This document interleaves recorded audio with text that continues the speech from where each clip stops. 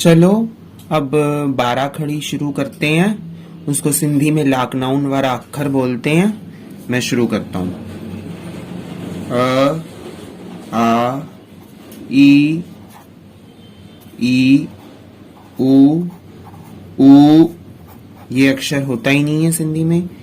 ए ओ औ अन अह। फिर बा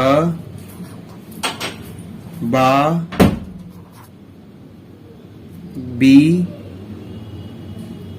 सॉरी बी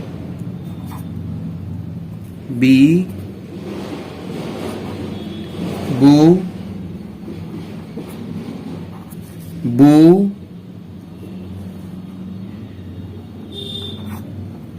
बे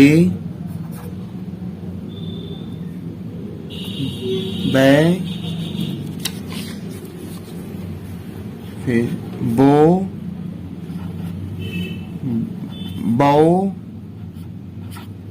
बन बह। फिर बा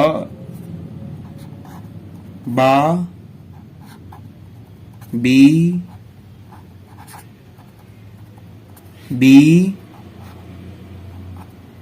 बू बे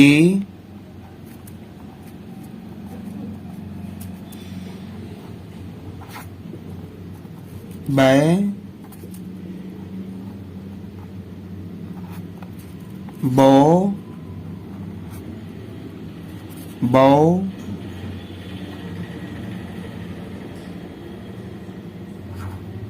बन